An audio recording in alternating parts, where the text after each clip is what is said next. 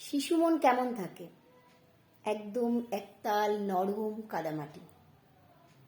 জানেন, ওদের ভেতরে কোনো ব্যতিক্রমী থাকে না, কোনো বিভ্রান্তিও থাকে না। কিন্তু ওদের ভেতরে ছোট থেকে সৃষ্টি করে কারা জানেন? অভিভাবকরা। কারণ আমি তো ছোটদের সঙ্গেও খুব পছন্দ করি, ছোটদের সাথেও কাটাই সময়। তো ওইখানে আমার রীতিমতন একটা অভিজ্ঞতা তৈরি হয়। সেই অভিজ্ঞতাটা এরকম হয়, অভিভাবকরাই শিখিয়ে দেয় ওর হাত ধরবি না, ওর পাশে বসবি না, ওর থেকে আগে কি করে করবি। এই যে জিনিসগুলো, এগুলো কিন্তু শিশু মনের উপরে একটা যথেষ্ট প্রভাব ফেলে।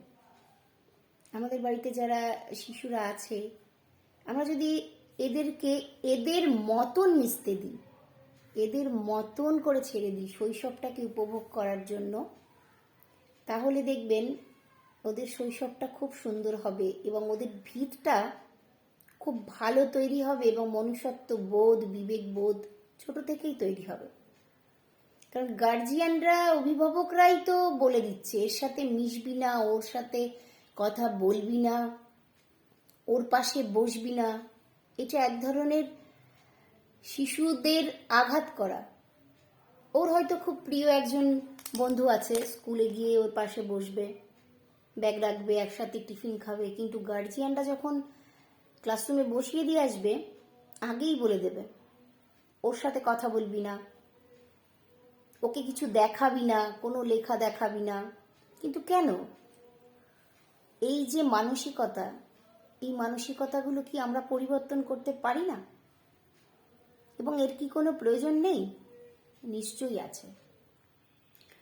কারণ আমরা যদি এই শিশুকাল থেকেই এদের ভেতরে এই বিষয়গুলোকে পুশ করে দিই, তাহলে কিন্তু ভবিষ্যতে সেই ছেলে বা মেয়ে ওই রকমভাবেই তৈরি হবে।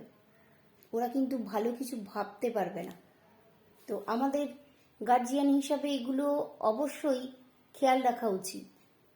শিশুদের শৈশব যাতে হারিয়ে না যায়, ছোট্টবেলা থেকেই যাতে ওদের ভিতটা মজবুত হয়, মনুষ্যত্ব বোধ তৈরি হয় এবং ভবিষ্যতে ওরা প্রকৃত মানুষ হয়ে উঠতে পারে, এটাই তো আমাদের মাথায় রাখতে হবে। এবং এটা মাথায় রেখেই আমাদের প্রত্যেকটা শিশুকে শৈশব উপভোগ করতে দিতে হবে। ইঁদুর দৌড়ে দৌড়ে যেতে হবে না, ও ওর মতন চলুক, ওর থেকে আগে যেতে হবে, ওর থেকে ভালো রেজাল্ট করতে হবে। বাই প্রেশার কেন? এতটা প্রেশার আমরা শিশু মনে কেন দেব? তাই সব শিশুরা ভালো থাকুক, সুস্থভাবে মনের আনন্দে প্রাণ খুলে বাঁচুক, এটাই আমাদের অঙ্গীকার হোক অভিভাবক হিসাবে। সকলে ভালো থাকবেন, ভালো থাকুক সমস্ত শিশুরা।